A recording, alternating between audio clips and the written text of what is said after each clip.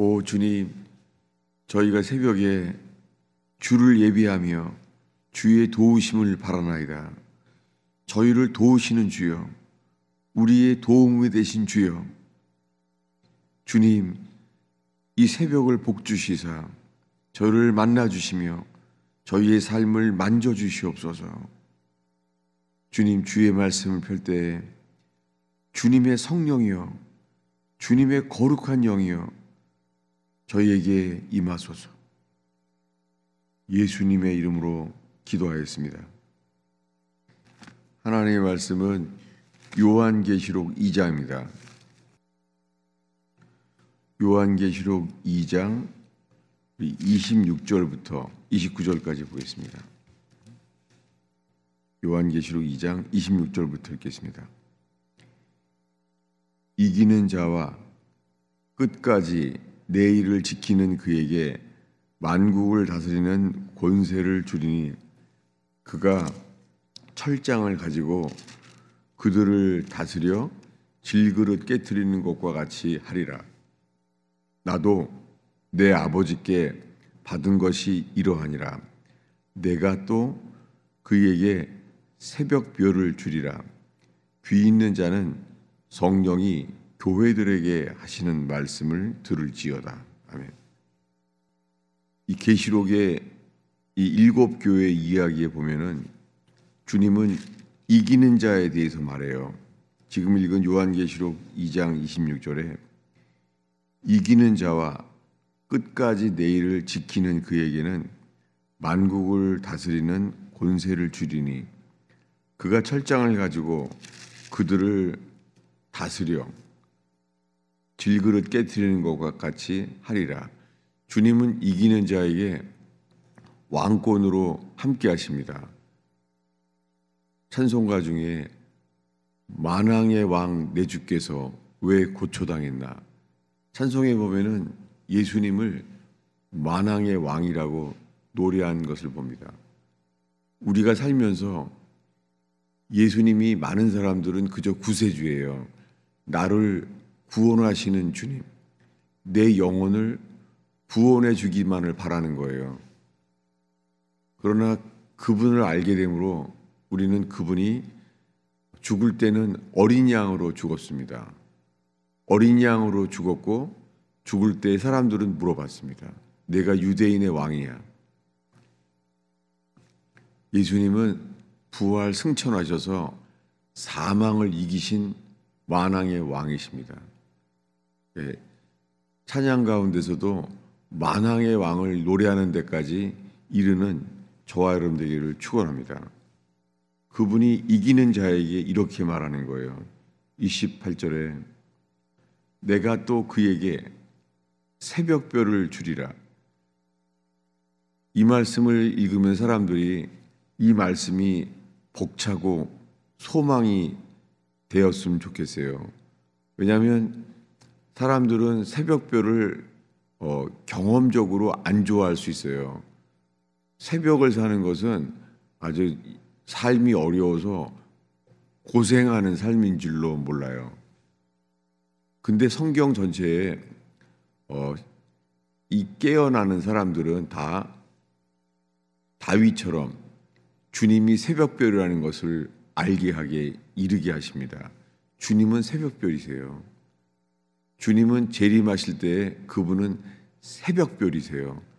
여러분, 새벽별이라는 게 그분이 소망이 되시고 그분이 우리에게요, 새벽별이라는 게 어떤 의미죠?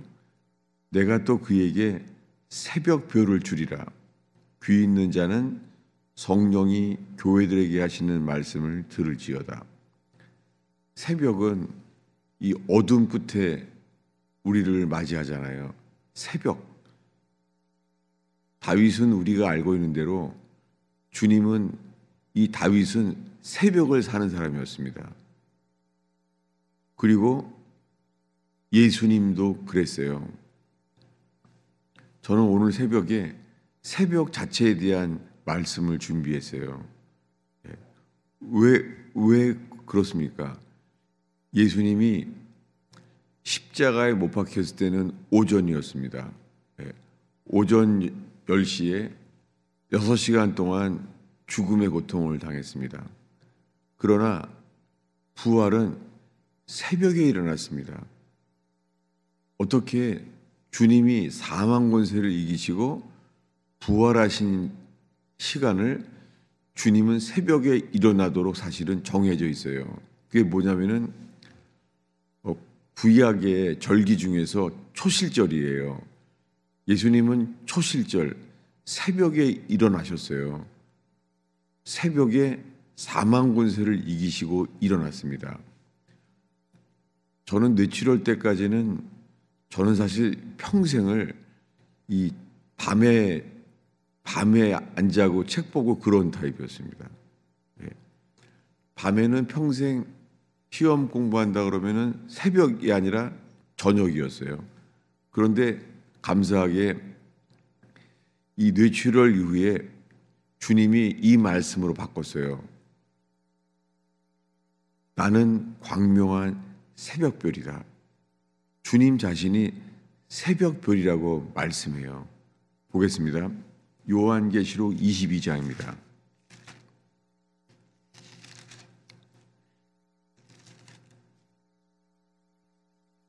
요한계시록 22장 16절입니다.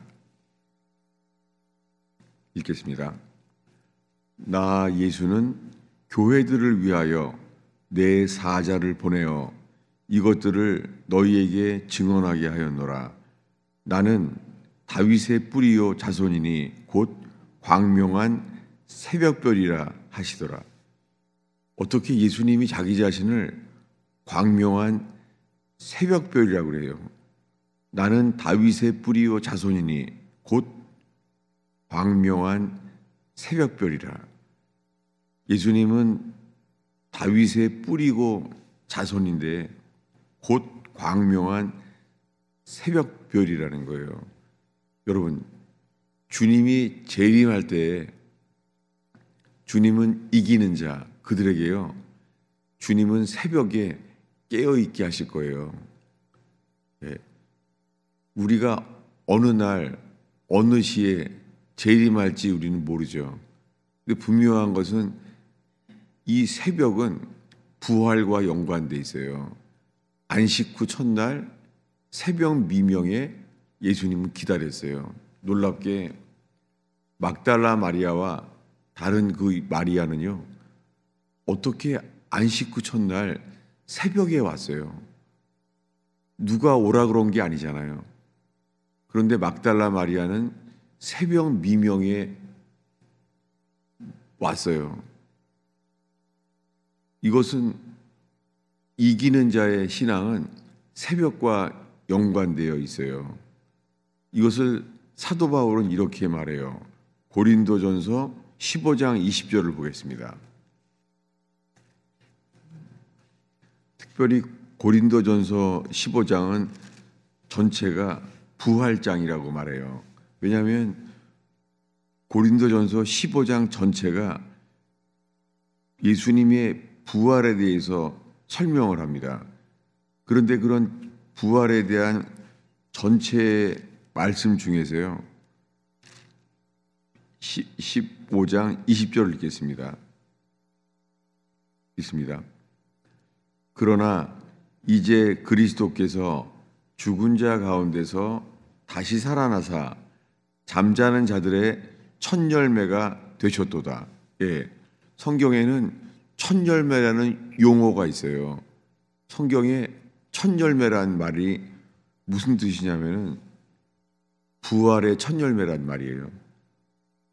그래서 15장에서 전체적으로 부활을 설명하시다가 20절에 와서 그러나 이제 그리스도께서 죽은 자 가운데서 다시 살아나사 잠자는 자들의 첫 열매가 되셨도다. 잠자는 자의 첫 열매, 그것을 주님 부활을 설명하면서 이렇게 말해요. 이 15장 전체가 부활에 대한 건데요. 우리 15장 1절부터요 8절까지 읽겠습니다. 읽습니다. 형제들아, 내가 너희에게 전한 복음을 너희에게 알게 하노니 이는 너희가 받은 것이요 또 그 가운데 선 것이라. 너희가 만일 내가 전한 그 말을 굳게 지키고 헛되이 믿지 아니하였으면 그로 말미암아 구원을 받으리라.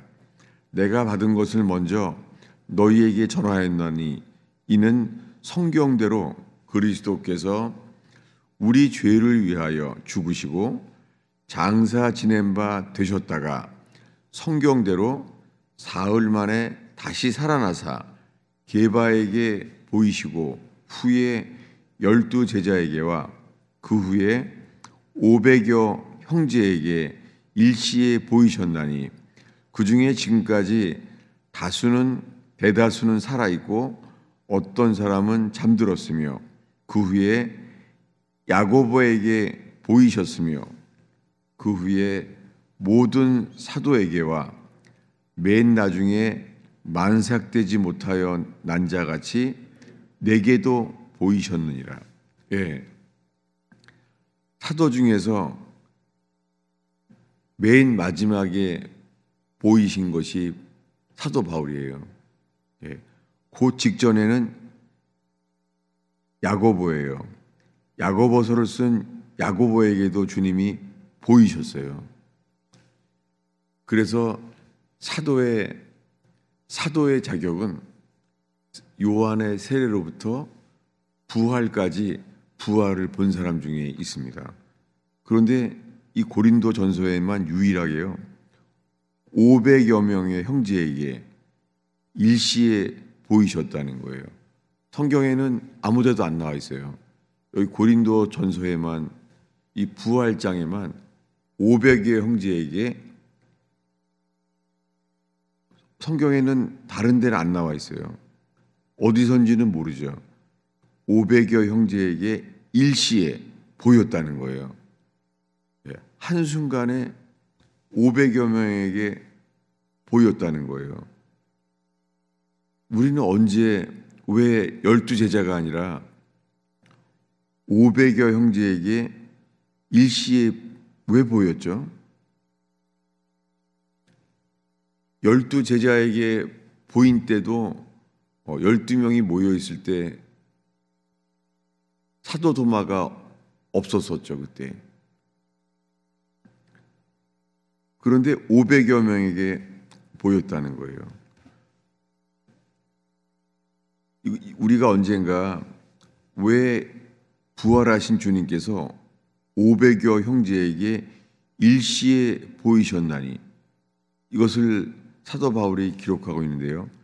우리가 언젠가 왜 500여 형제들에게 예수님이 보이셨는지 그 일을 언젠가 우리도 알게 될 거예요.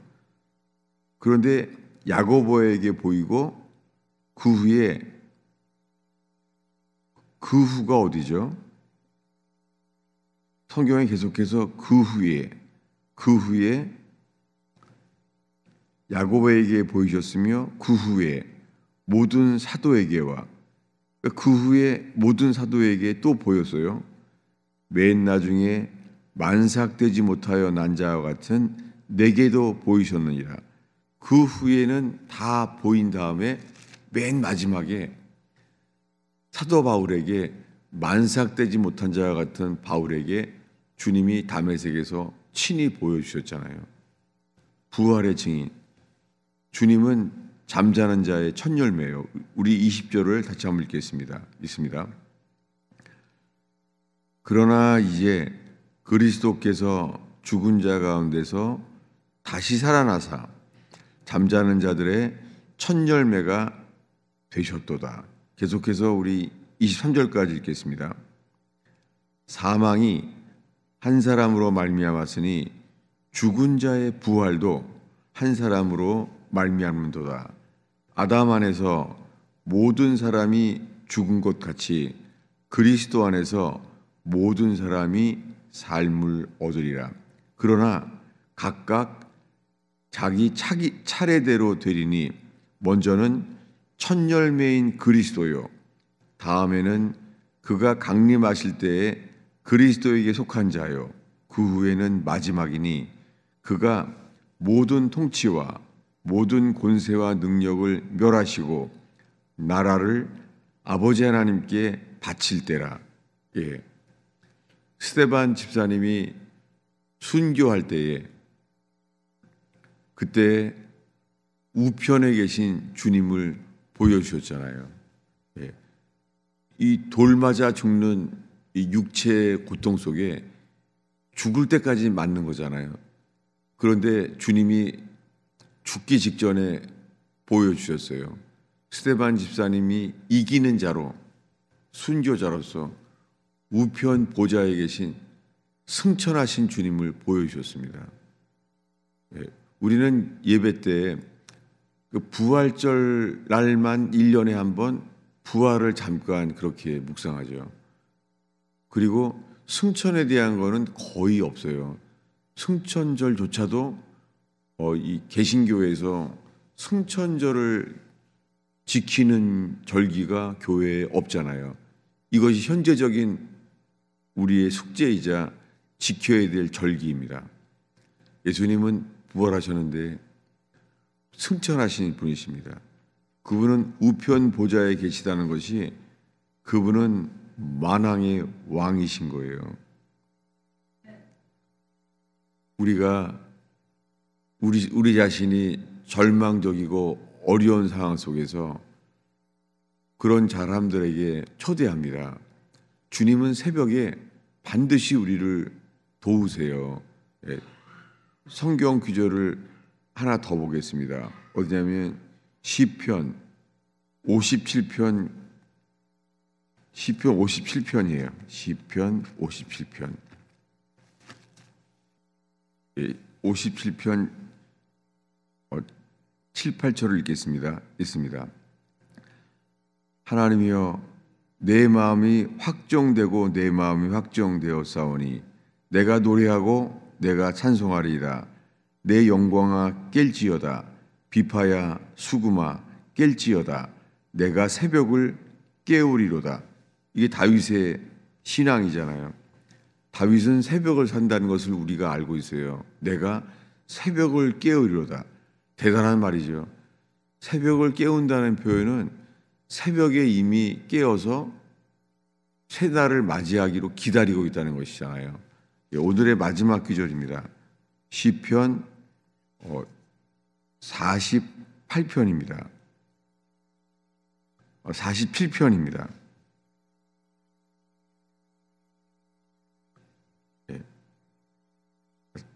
46편이네요. 46편. 시편 46편 4, 5절입니다. 시편 46편 4, 5절입니다. 읽겠습니다. 한 시내가 있어 나뉘어 흘러 하나님의 성 곧 지존하신 이의 성소를 기쁘게 하도다. 하나님이 그 성 중에 계심에 성이 흔들리지 아니할 것이라. 새벽에 하나님이 도우시리로다. 시편에 이런 말씀이 있어요. 한 시내에 있어 시내가 나뉘어 흘러요. 하나님의 성에서요. 하나님의 성에서 지존하신 이의 성소를 기쁘게 한대요. 한 시내가 있어서 저는 새벽마다 하나님 이 새벽에 새벽 이슬로 깨어나게 하시며 그리고 생명수로 우리를 각성하게 해 주시옵소서. 그 성에서요 주님이 말해요. 새벽에 하나님이 도우시리로다. 여러분 절망에 빠진 사람들, 세상에서 자살하고 싶어하는 사람들에게조차 그들에게도 이 주님의 복음이 전파되는 저희들 되기를 축원합니다. 사람을 살릴 수 있습니다. 복음은 특별히 절망에 빠진 사람, 길을 잃은 사람들에게까지 복음이 전파될 때에 그 복음이 역사할 줄로 믿습니다. 그저 안정된 사람, 그런 사람들 속에서는 전심으로 주님을 찾는 게 나오지 않죠. 그래서 어려움은 위기이자 기회이고 축복입니다. 주님을 전심으로 찾는 영혼들이 일어나는 제단, 새벽을 사는 제단, 새벽을 깨우시는 주님께서 약속하셨습니다. 내가 하나님이 새벽에 너희를 도우시리로다. 정말 주님은 새벽을 통하여 저를 일으키시고 살려주셨습니다. 여러분, 이 새벽에 막달라 마리아가 주님을 사랑함으로 말미암아 안식 후 이튿날 새벽에 와서 그런 절망 가운데 말합니다. 누가 우리를 이 무덤 문을 굴려주리요? 할 수 없는 절망 속에 있었죠.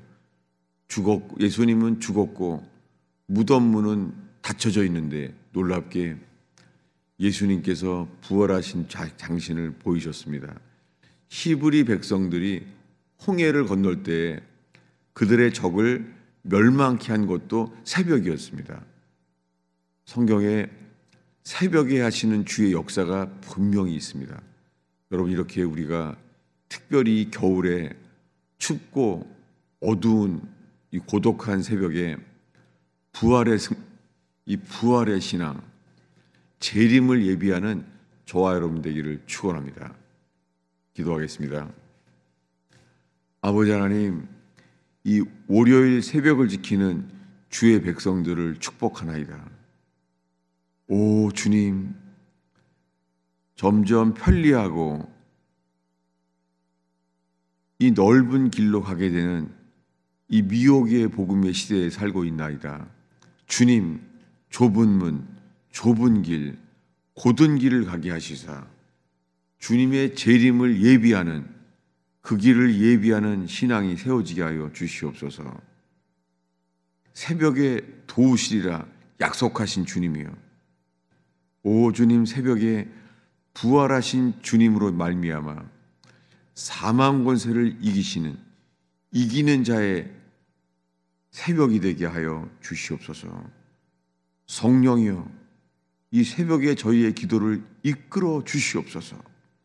성령이여, 저희들의 기도를 우리의 생각과 경험과 습관을 뛰어넘어 기도를 이끌어 주시옵소서.